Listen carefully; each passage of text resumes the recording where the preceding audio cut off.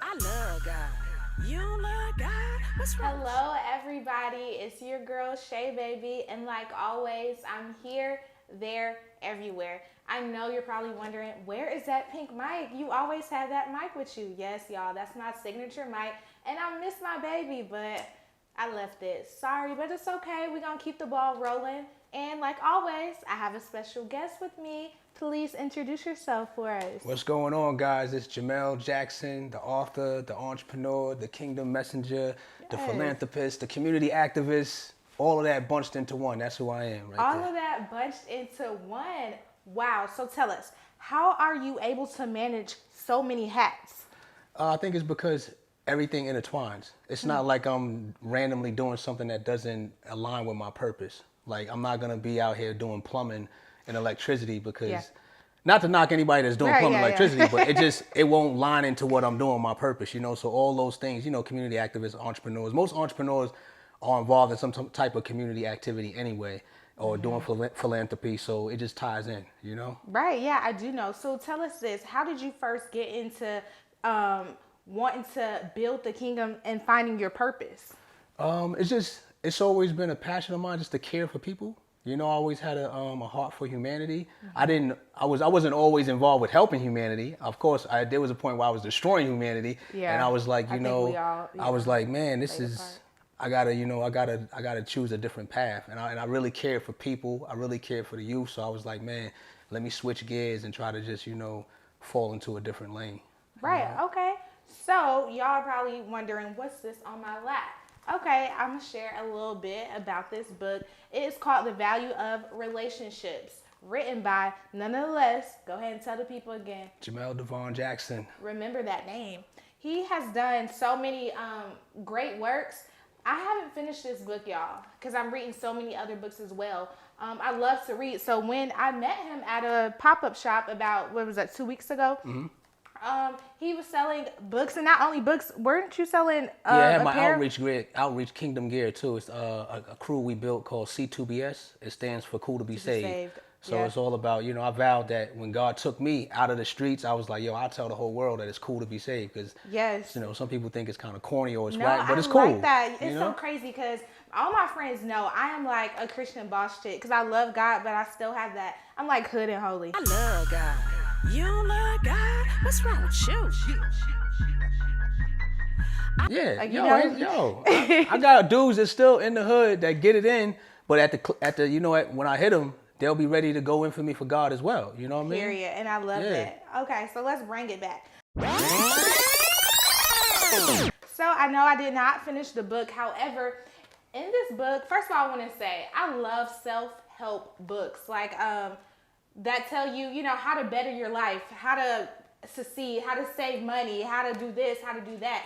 And this book is definitely a book really that teaches you how to really value relationships. So I want you, since you wrote it, to go a little more in depth. Tell the people, although I know because I read a little bit of it, tell them some jewels in this book. What inspired you to write this book? Mm-hmm. And then tell them a few tips about how to value relationships. Well, what inspired me to write it is that I just believe that valuable people attract people of value. Mm-hmm. And I really believe that, everything that I need is somewhat inside of people. Yeah. So when I approach relationships, I always approach relationships with what can I give, not what can I get. Yeah. Because most people approach relationship, what can I get out of the relationship? And if I can't get nothing out of it, then I'm gone. Or the minute I'm not getting something out of it, I'm out of here. Yeah. And I believe when two people approach a relationship with what can I give, they'll never be lack. So. No, I know. Evenly yoked relationships. It got to be a mutual agreement. And I talk about that in the book. Mm-hmm. That you do. That value it's been lost. It has. Like I said, the book is relationships in general, from friendships, family, business, etc. And I'm glad to stop you right there. I'm glad you just said relationships in general. I literally had to break it down to someone, y'all, about a week ago. When I said a relationship, that people automatically assume male and female, that type, boyfriend, girlfriend, husband, wife. But relationships are more than just that. It's friendships. It could be with your mom. It could be with your sister, your best friend. And all of those are vital. Like, to, you know, really value. It doesn't matter if it's just, you know, boyfriend, girlfriend, that Yeah. type. So I like that you not just, you know, you explain that too, different types of relationships. So yeah, I definitely like that you did that. Go ahead and continue. Yeah, I mean, I think we just live in I don't even want to say generation, because I don't think it's like a era or anything. I think it's just society in general. Like, we don't value each other anymore. We don't value, you know, the employer doesn't value the employee. Exactly. You know, this goes into business. You need that person. You know, the mom doesn't value the daughter doesn't value the mom, the father, and it's just like a ripple effect, you know? So my thing is, when it hit me, I was like, you know what? I literally want to start valuing people to another level. You know, first of all, I value the relationship between me and God first. I believe that's critical. Like, I'm not saying this you're this perfect person or anything, but if I esteem him, then it makes it easier for me to esteem you. And so I'm looking at you through his eyes to value you. Like, you know what? I got to value this person because there's something in them that I may need. Right. You know, and that's literally allowed me to catapult my whole life and my career. Just been valuing people, and sometimes it takes you humbling yourself, and that's where it gets off track because people not trying to do that, especially when they feel they got to give up their way. Yes, or they feel like they already reached a climax. You know, like they already have stats, or you know, they're who they want to be already in life, so they feel like, why should I talk to you? I don't need you. I'm up here, you're down there. But yeah, you should never count an underdog out. Because like you said, you never know who you're going to need. You could be up one day and then down the next. Exactly. Yeah. Exactly. And I mean, that goes into a servant's mentality, servitude. You know, when people get to a certain level, they feel like they don't need to serve. I always try to keep a servant's heart. Like, even when I've done business with people, like, there's people I've done business with, and they would look at me like, people on the outside looking in like, who is that guy? Not realizing I have just as much say-so as the person that runs this organization, but I wouldn't say anything. Yeah. You know, I tied that into the chapter. It's called Finding Success in Serving. I love the story of Joseph. If anybody's ever heard that story, whether you believe in the Bible or not, you can apply these principles. Like, Joseph was a servant, and every time he was in a position of, I guess people would look at it as like a low position, he still was the man in charge. Yeah. Joseph was in prison, then the guard put him over the prison. Right. You know what I mean? He was in Pharaoh's house, and then Pharaoh said, listen, I'm putting you over the entire country. That's amazing. This is the servant. I know. This is the person that people look at me like, as the underdog. I'm not messing with him. Yeah. But Pharaoh said, you know what? If anybody has anything to say or has any type of input, questions about anything going on, ask Joseph. Ask Joseph over the entire country, not a neighborhood, not a state, not a city, the entire country. Come talk to the servant. That's powerful, and that reminds me too of David. I always, you know what? I actually like underdogs because it's like, I don't want to say they have so much to prove, but when God really uses an underdog, it's like, wow, you know, it's just different than somebody that you would already expect to, like David. You know, they counted him out. You know, they counted him out because he was younger, and you know, he ended up just one little boy ended up defeating a giant when there was a whole army. But everybody looked at him like an underdog. So I actually love those stories are the best. But that's why the book is needed. You know, that's why the value of relationships needs to come back. So tell me this. You know? Besides the book, what else are you doing to get that message across? Like, y'all, we need to value each other. We need to have valuable relationships. What else are you doing to, you know, influence that? Well, currently right now I'm doing a mall book tour. We'll head over to Newark, Delaware, and then I'll be in New York in January. I do speaking engagements. I have a consultant group that I'll be launching actually at the beginning of the year. So that's the way that I do it, you know. And then I hit the streets. Apparel too. Yeah, you hit the streets. I love being in the streets, in man. In the hood, getting active. Maybe in the hood, getting active. Love it, man. I love it. Yeah. So I know you said you were also, there's a part 2 to this book. If I remember you saying that. There's a part 2. So it seems like it seems like you already put so much in this book that teaches the basic foundations and principles. What is part 2 looking like? What does that look like? Volume 2 kind of addresses some of the things that I didn't touch in this book, because what I did in this book, I didn't really go in depth. I just kind of grazed the surface. I already knew there was going to be a volume 2 and a volume 3. So I was like, you know what? I'm just going to graze the surface and see the response. and then release volume 2. And another thing that prompt me to do volume 2 is that when I release this book, this is about to hit y'all. I said it in a video on Instagram because I did it for my followers and people that were supporting me that may not have known, or people that have known, is that when I released the book in 2016, the following year I went through a divorce. You said that in this book though too. No, I didn't say I went through a divorce in there, but I touched on the marriage and the rocky areas that occurred. That's what you said. Okay. But it wasn't that's not what the book was about. It wasn't a marriage book, so I just grazed it enough to be like, okay, I can tell y'all about that because I'm a married man, so I could talk about that. I could talk about this because I'm doing this, but I wasn't like, oh, let me go all the way in depth. Because I didn't want the book to just land in one area or one section, you know what I mean? So now volume 2, the first chapter, can I go here? Yeah. The first chapter is called Living with the Memory. Yeah. You know, because when I released this one, like I said, I went through that whirlwind, and that was 2 years ago. And now I'm like, man, people that read this book are probably like, wow, oh my God, like he's got it down. And I'm like, I still have it intact, but it's like, I want to show you the other side. Yeah. Like volume 2 is addressing some of the things you read in here and say, man, I wonder what happened. And I'm about to tell you everything that happened. Got you. And it's not even a book where the second book where it's like condemning individuals. It's still uplifting and loving people, but it's like I'm taking you more in depth. So the first chapter is called Living with the Memory, because everything that I experienced in there, from business relationships to the marriage, and I've lost business relationships and marriage and stepped in 2018 literally on zero with nothing.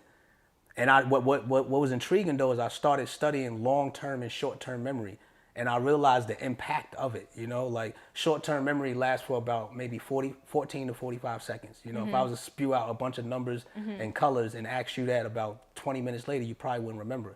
But if I was to say, man, this interview is kind of dope, but I think it's kind of like going off track, and I took this pillow and threw it and knocked that light over, you would never forget that. Yeah. It could be 10 years from now, you'd be sitting on the couch doing an interview with somebody, and you would never forget that because it goes into your long-term memory, and that's our human frailty. You know what I mean? Like there's a compartment in our brain called episodic, and it remembers things based on the emotions, the sound, the smell, and that's part of your long-term memory, and it's etched in there forever.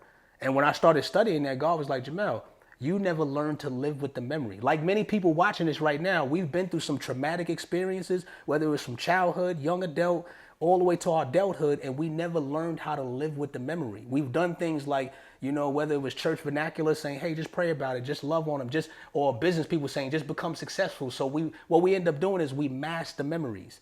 We mask it with being successful. We mask it with a, you know, maybe it's a beautiful outfit, or maybe it's, you know, a suit or a home or a new relationship or some type of habit. We just mask the memory. And the thing is, life has triggers. Right. And so when those triggers hit, next thing you know, all that suppressed emotions and memories, that thing comes out. And that's what you see happening. And God forbid, like in the political arena or the entertainment realm, it leads to people withdrawing and isolating themselves, going into depression or committing suicide. And we see that at all-time high. Right. And we're like, what? And we're like, what happened? No, it's we never learned how to live with the memory. And I went through a whole year of 2018 studying this. Like, man, this memory thing is crazy. Not just with my marriage. I started going back to my own childhood. Like, man, I don't like how they did that or what happened in this area. You know what I mean? Even with police brutality, it was like I thought I was over that, but I'm like, hold on, God, I'm not cool with that. Right. And so I had to learn how to live with the memory. And I said, I gotta put this in volume 2, the first chapter,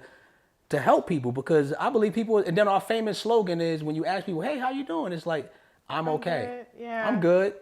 But we've learned how to mask the memory so well, but when triggers hit. So now, literally, I've learned how to live with the memory. So now I can go to restaurants where my wife and I used to sit. I can hear the music. It doesn't do anything. Now, here's the thing. The memory's still there. Because remember, I told you, it's not going nowhere. But the thing is now, it doesn't have enough strength to overwhelm me. It's sitting right there. But soon, it could be a song. It could be maybe some type of food or a certain area.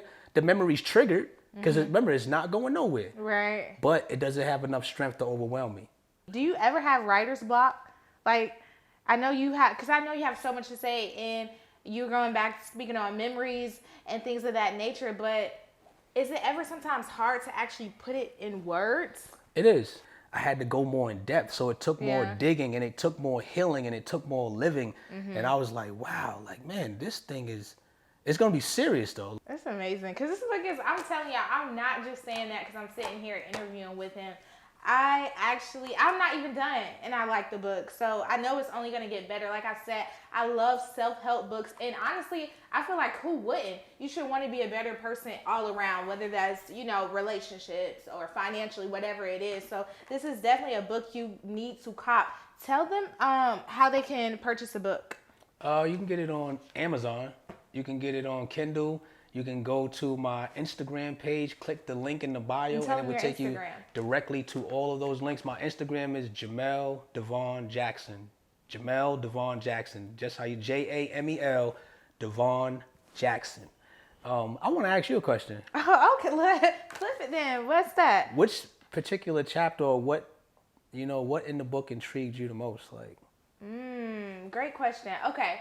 So honestly, like I said, I keep saying this. Now y'all gonna get it. Y'all gonna know for real that I love self-help books. So what really stood out to me and what I'm learning in my life, God has to be the center of relationships. Because it's one thing, now like I said, I'm a Christian. I already believe in God. I already have a relationship with God. So what's really standing out that I'm really even learning in life, it's just aligning with what I already have been learning, is saying that God has to be the center of, even though you have a relationship with God, in your other relationships, God still has to be the center. Because you think that that's just one, like God is just, okay, just, how like you have a relationship with your mom. Okay, that's the relationship. But you don't need your mom to have a relationship with your friends. God, however, is different. You need one with him, just you and him. But still in your other relationships, he has to be a part of it, especially in, like, for me, dating. That's what I'm learning right now. I'm a millennial and I'm like, trying to date, but it's like what's been missing is God. Not that he's been missing in me, but it seems like every time when I'm in a relationship, it's just like I'm separating the two. You get what I'm saying? So that's what stood out to me the most, is that was vital. God. And even business, not even just a relationship. You need to know what deals to say. You have to have discernment of what deals should I take. I'm just really, like my relationship with God it's growing. So by you putting that in this book, it's just clarity for me. It just lets me know that I'm on the right track, and that's clarification that, God does need to, really does. That's vital. Yeah. So that's what stood out to me.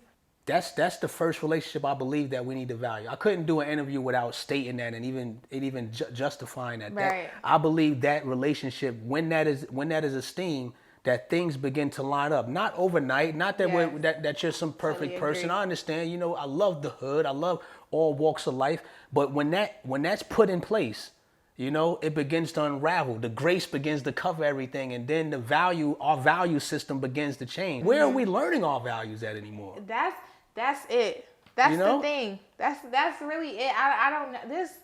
That's why it takes more people like you making this book, going on book tours, and not even just a book for people that do other things. That's just speak or whatever it is, whatever your talent is. I feel like it should be valuable. It should have meaning. Whatever you do, like you sing, if you rap, even Pastor Teray Roberts. I don't know if you heard of him. Oh yeah, I heard of him. Yeah. Okay, so he was just saying how he was using influencers, saying even they have a voice. Like everything is, like you said, not to say everything doesn't have to be so religious, but you should use your platform for a reason. You know what I'm saying? Yeah. Like he was just talking about how even influencers God is just starting to use those people. And I honestly feel like I'm going to go ahead and, speak this into existence. Go ahead. That honestly, seriously, God is going to really start using me. Like, I feel like I'm going to take off, and he's going to use my platform to build me. And so that way, more people can have a platform to come on my platform and share what they do. And just there goes that whole value of relationships. And I feel like I'm going to be an influencer, so I'm going to have a platform. So I feel like books like this and just other things is building me up and just letting me know that, you're on the right track. This is what you need to do. This is how you need to move. This is how you need to start thinking. Life is bigger than what we think. Yeah, it's cool to have fun. That's cool. But like you said, this society is the way it is because there's not too many people that have a platform stepping up saying things. I was about to say, everything you just said about yourself, I was going to say it maybe like in a shorter sentence, that. I talk too much. No. You don't talk too much. It's your thing. No, I'm just kidding. No, I'm just but making a no. joke. Right now, like you are a powerful influencer. You know what? It's be intentional about what you're doing. Like, cause what you're doing. I mean, I'm just listening to you. You know what I mean? I don't know if you. I'm probably listening to you more so you listening to me. That when you talking right now, when you mention him, when you mention God, I don't even know if you hear it or if you see it, but I see an excitement that literally like jumps off of you. That's going to be used for your YouTube channel and everything. And I really believe that he's about to shift gears, and whatever you thought your plan was for what you were doing, he's about to shift that whole gear. I don't know where, but I know that he's going to shift that whole gear because you probably had some things written down or plans on how you wanted it to be done. But he's like, nah, I'm about to do it different because I can take it to places that you can't take it to. And I'm going to establish relationships in your life that's going to assist you in taking it to places that you could not take it to. You know, that you probably had a level of 5. He's like, no, I got a level of 300. Like, that's going to surpass everything you planned about it. Like, especially when you're talking about putting them here, realigning. You know, that goes for me as well. Like, even while I'm valuing people, I have to constantly realign. You know, like I always say in relationships, like, if I have Christ here between us, say if we were in a relationship and he's right here between us, I have to look through him to look at you. So therefore, I'll speak to you different. I'll look at you different. I'll handle you different. I'll deal with you different. Versus if he's out of alignment, then maybe the barbershop is here and the basketball court is here, the pool hall is here. So all those voices and thoughts that I'm hearing from there, when I come to talk to you, I'm talking to you like they talk at the pool hall or how they talk at the basketball court. Not saying everybody that's at the basketball court is talking some type of way, but if that's my constant view, then I view you through that window. So, and that's just life in general. And, but I got to constantly be like, all right, let me realign this, man, because I'm coming out of whack, or vice versa. You could be talking to me in the salons right here, or whatever's right here, mama and them right here, and you talking to me like blah blah blah, and I'm like, yo, who is this? Like, but I got to do that same gauging even when I'm dealing with my daughter, or if I'm dealing with my mom, or if I'm dealing with my business partner. I got to sit back and be conscious, like, okay, am I handling them right? Am I talking to them right? It's a self-evaluation. Am I communicating to them right? And this is things that I've learned. And so now I'm learning quickly to put it in alignment. Like, okay, hold on a second. Let me align this right because I just totally disrespected them. I didn't just value them just now. That's not right. You know? It takes a level of maturity too. Yes, it does. That's really what, and you have to be willing to do that. Like what you said. And like, you know what? Here's the thing. Even with the level of maturity, it takes the chapter called "Lose Your Life." Because nobody wants to lose. And when I'm talking about lose your life, I'm literally talking about giving up your way, whatever that way is, especially in a relationship. With friendships, business, and God forbid, girlfriend, boyfriend, husband, wife. You talking about giving up your way?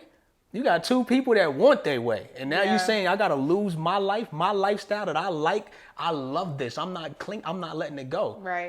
But you know, the word is says if you cling to your life, you'll lose it. If you lose your life for me, you'll find it. What's that other scripture? What does a man gain for him to gain the profit whole world and lose his soul? It's kind of the same thing. You know, it's not a knock. Here's the thing. It's not a knock when people hear this or when they listening like, oh man, here he go with the scriptures again. No, my whole thing is this though, like, I gotta constantly do this. This is a daily thing. This is a dying daily thing. I don't like, there's times where I'm getting up and I'm like, I don't want to pray. I don't want to do none of that stuff. I'm like, but I gotta lose my life.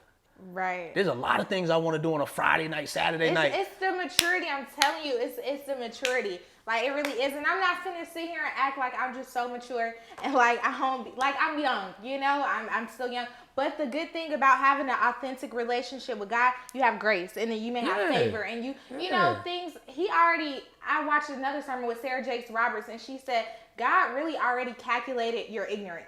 Like, he already knew the world is false. You know, he already knew nobody's perfect. He already knew you would be ignorant. But it's like when you're chosen and when you're at least trying, you know what I'm saying? It's like, see, you gonna keep poking at the flames. I'm trying to like really be over here, relax and be cordial and be just, you know, few principles here and there. But what did I do? You bringing up people's names and you talking about stuff that's going. I'll get you want to set a fire up over there. I'm serious. I mean, hey, that's what we're here for. So I mean, if you feel like you want to say something, say it, share. But you know, here's the thing, like, you may be losing yourself, but you're gaining. Yes, you're gaining losing so the much side that you don't even need. That's why I say, I know, like you said, some people don't believe in God, but I do. So if you're watching this podcast, that's what's just going to keep coming out my mouth. Think about it. Think about it. So God has something even better. Yeah, So Christ was talking to his disciples. He brings along this new edition of edition. He says, look, if you lose your life for me, you'll find it. He said, if you cling to your life, you'll lose it. But if you lose your life for me, you find it. I'm reading it. I'm like, hold on. You mean to tell me if I lose, I gain? That doesn't even make sense. Because in our human minds, 1 + 1 = 2. 2 + 1 = 3. 3 + 1 = 4. Now it's a different And he realm. says, look, 4 - 1 = 5. That's what Christ did with them. He said 4 and they were like, hold on a second. 4 - 1 is 5. That's not how it works. Right. He's like, that's how it works with what I'm talking about. Exactly. That's you a different lose, realm. you gain. You lose, you gain. You die daily to something. That's where I'm at And right for some of us, here's the thing. Don't try to start big. Like I'm about to just lose everything. No, you might have to start with something small. Like, you know what? Let me lose my life of not making up my bed. Tomorrow I'm going to make my bed. Because your lifestyle has been not making your bed. But you like, you know what? Tomorrow I'm going to make my bed. Right. And the next day I'm going to make my bed. Even something like social media, because I had to take a little fast. Man, that's like a drug, man. Yeah, no, Go ahead, talk. I addicting. want to hear this fast. I actually need another fast, but like you said, small. I have to start small because one, I'm a personal assistant, so I have to be for work. I honestly do have to be on it for them. Mm-hmm. And then even for my platform, I gotta kind of still interact a little bit with people and stuff. However, so I'm taking it slow though, because I realize it's very addicting. And like I said, I could end up start comparing my life to people that they probably, yes, they are beautiful on Instagram and doing this, that, but some of them be half naked and this is not. People are fighting real deep. You don't know what somebody, it may look good on the outside, but we really don't know these type of people. So that's what I'm saying. I had to take a fast from social media to get out the whole comparing, or even for somebody that's not even doing nothing bad. It's just, I don't know what they had. Everybody has their own, God puts people through their own situation. So I'm just looking at things and comparing, and it's like, that's one negative about it, that I needed to take a fast. And just like, you could just get caught up in just social media that's a whole different topic. But I was starting off slow, kind of like, okay, I used to be on it for this many hours.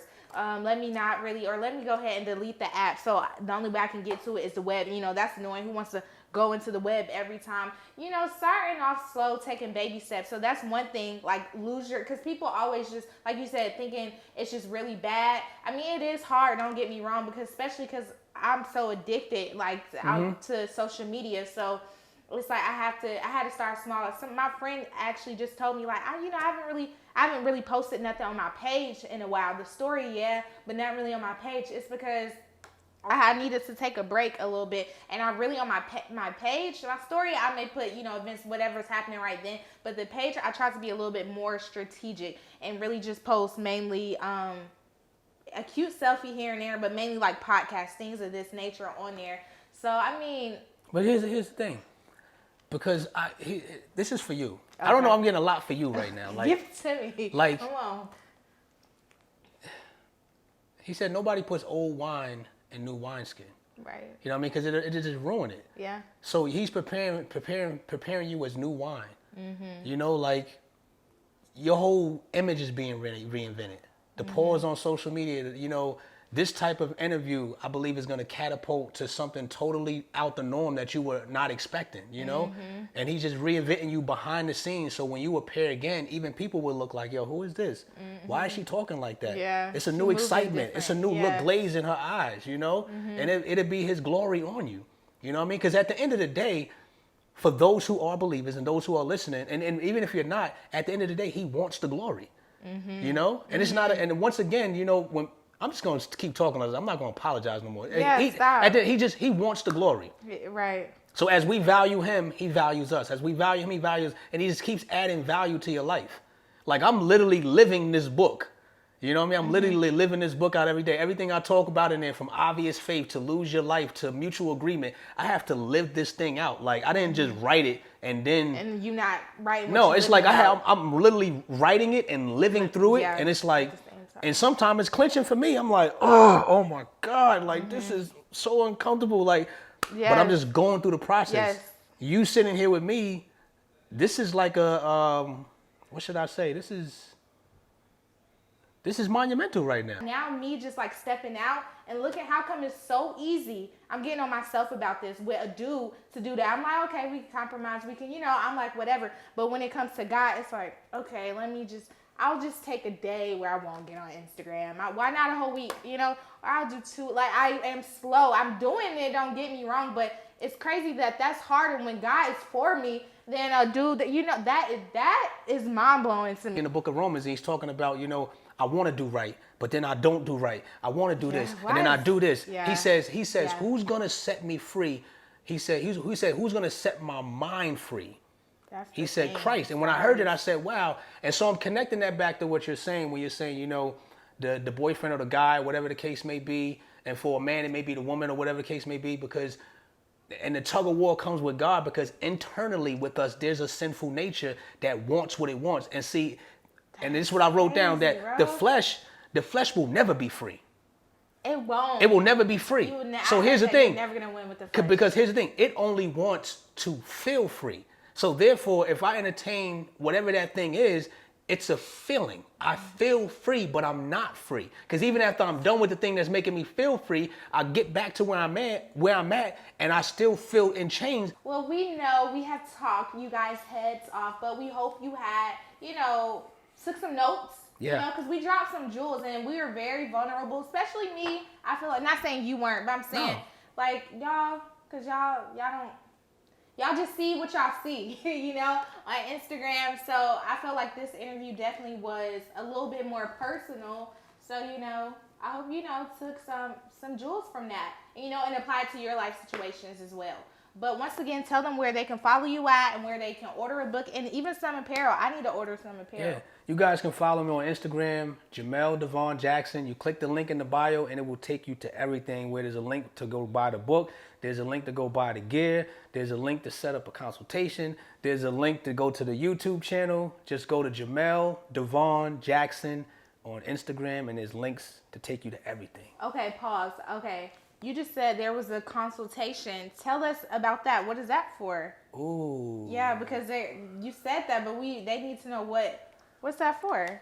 That consultation is for small business owners. It's another way that I assist entrepreneurs. Okay. It's called Fire Iron Consulting.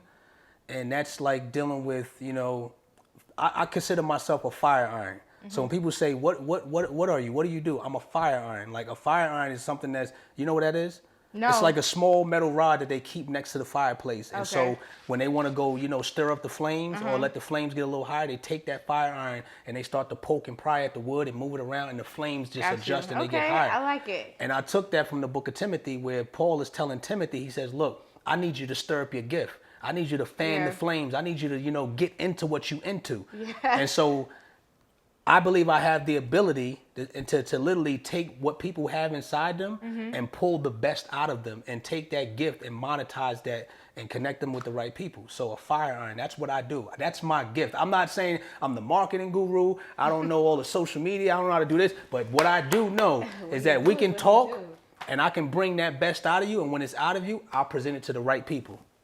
Well, you heard that. Get at him, okay? Period, poo. Well, it's been fun. Did you say period, poo? Yeah. What is that?